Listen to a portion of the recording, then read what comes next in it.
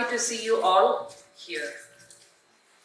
It's my privilege at TEDxKPRIET to talk about work-life balance. In my opinion, work and life is not two different things. It goes hand in hand together. It should be in such a way that it should be a seamless transition between work and life every day. So what is all that about work and life balance and where it all started? Let us have a review on that.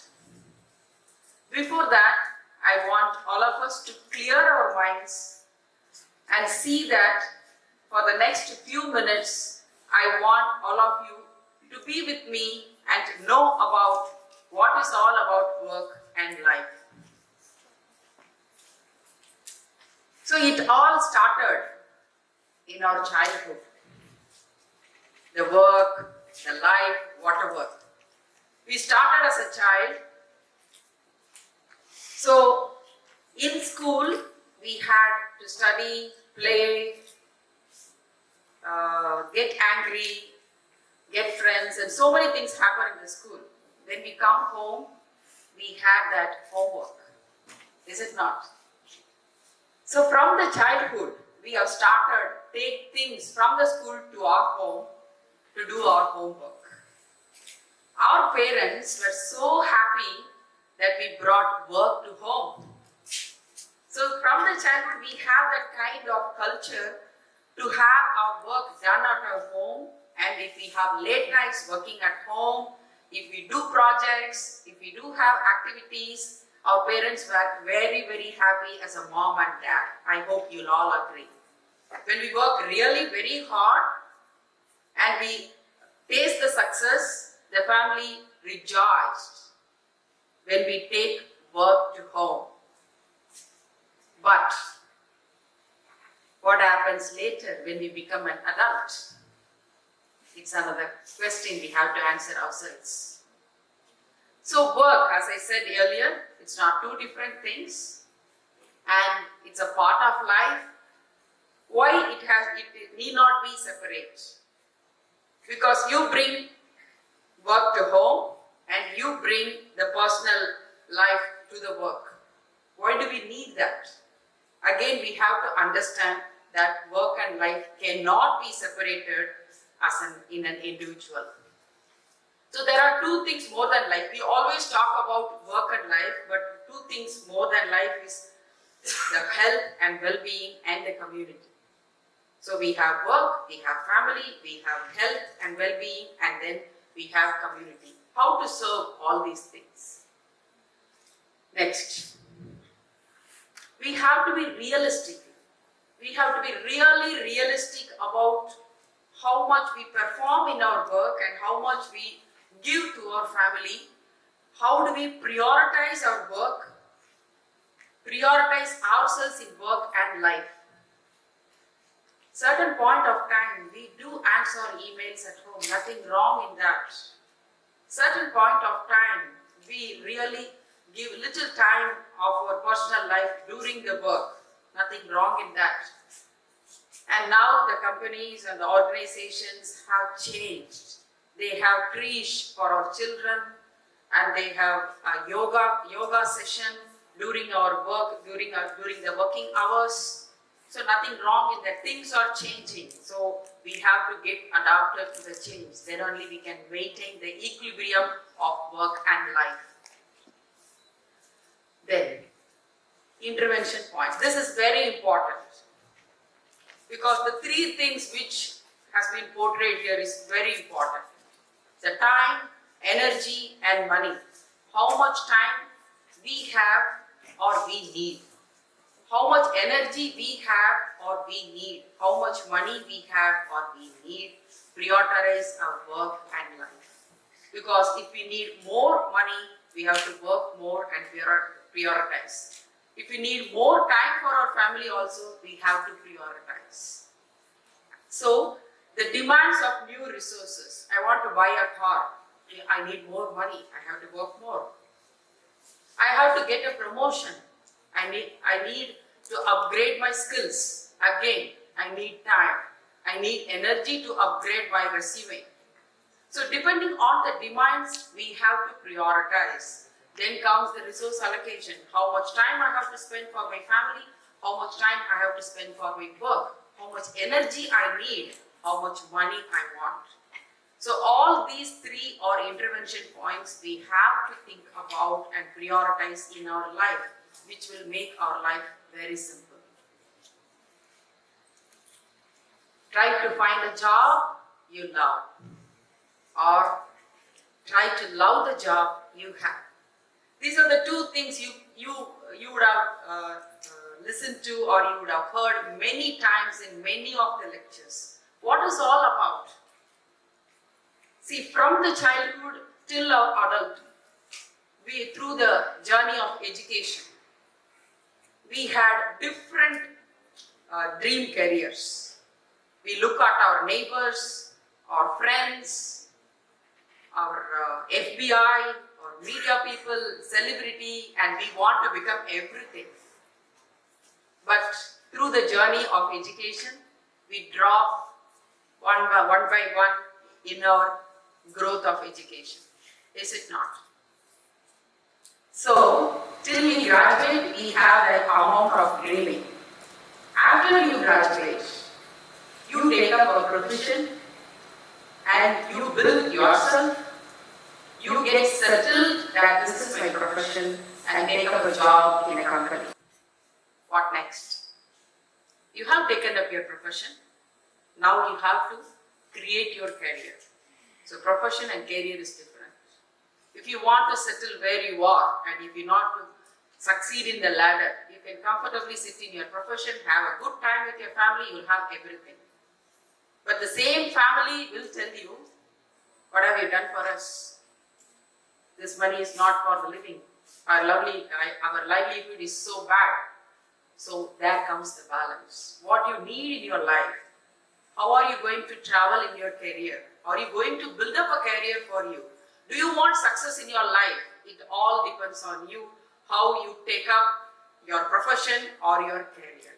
So it is so important that you have to work really very, very hard to build yourself up to the career. Okay. So being with the family is not loving. We all think that we spend so much of time with the family. What we really do, we go from the office to home, have a tea, sit in the couch comfortably, look at the TV or look at the smartphone you have. Is this a quality time? Is this what you call as family time? I'll say no. I agree, you'll also say no. So the quality time with your family matters for loving.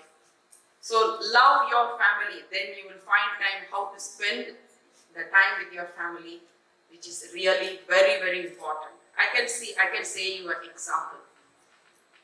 My friend, he took up a career and started his profession, and he was very comfortable. He had two friends. One of them will always be very, very smart and he wants to succeed in life. In 20 years, that man has become a CEO, well settled, and he was so comfortable. He was in all the leading papers, and he was portrayed in being a CEO in a Fortune 500 company.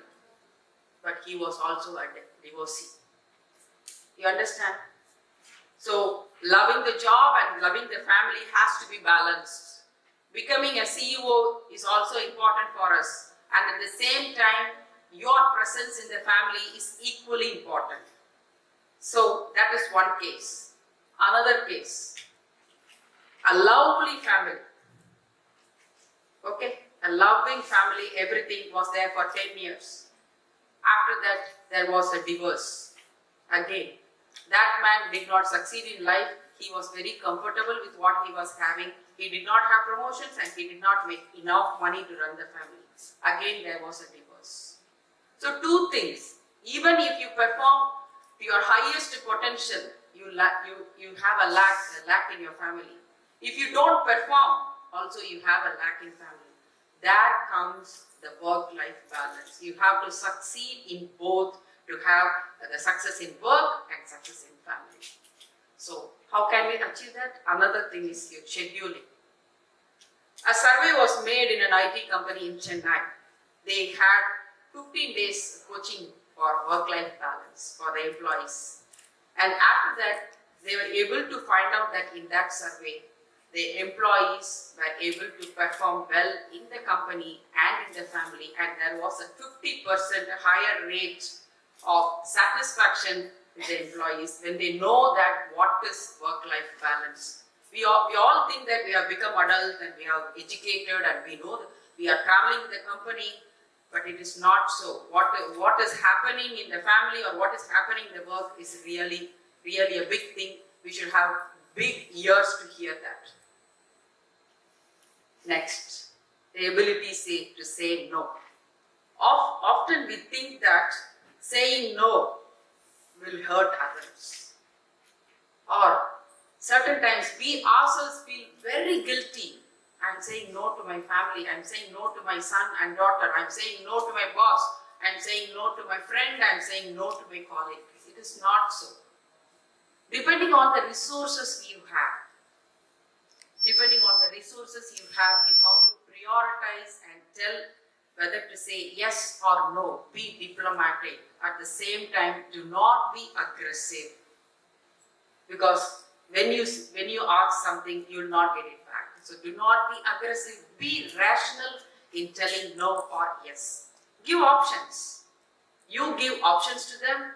You give an alternative, or they themselves will give an alternative. You accept that gracefully.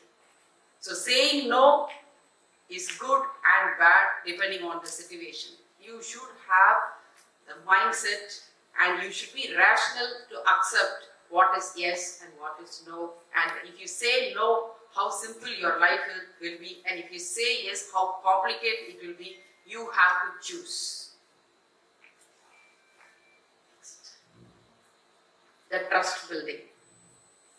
This trust building has to happen in the office and in the family. If you work very smartly and if you work in a way that you become invincible in your workplace, people start trusting you. You should share few of the personal life to your boss, maybe your immediate boss. Then they will know what kind of work you have in your company and the life you have in your family. They'll be able to understand you if you really work hard for the company and if the company or the boss think that you are an investment. Then you can build the trust in the company. What happened in the family? Again, the same trust. When does the trust come in the family? You should talk more. You should tell what's happening in the company with the family also. That is what is called family talk. Family dinner together, family breakfast, family weekends. You should talk about your work life to the family also. Then they will understand what's happening in the company, how you are working very hard for the family, the commitments you have, the dreams you have for them. Then they will understand. Suppose a project deadline is there in the next 1 month and a vacation has been planned by your family. How to balance? If the family know that a deadline is approached, they will postpone the vacation. They'll do that for you because they trust you, they love you, they know what's happening in the office. At the same time, if a health issue is in the family, if you have discussed with your boss earlier, they will also try to understand what's happening in your family and they'll have some alternatives for you. So those trust building should happen both in your work and in your family so that you can balance equally. But you have to really work hard in your company to make your boss trust you. So next is, it's always about you. Is it not? It's us we decide. The choice we made, the profession we decided, the career what we wanted to make. It all depends on us, what is work and life. how to balance it. So if you plan for a day, your life will be very simple. If you plan for a week, your life will be so good. If you plan for a month, it will be excellent.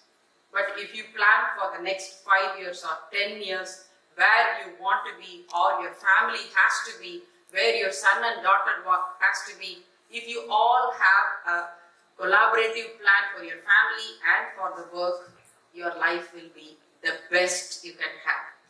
Thank you.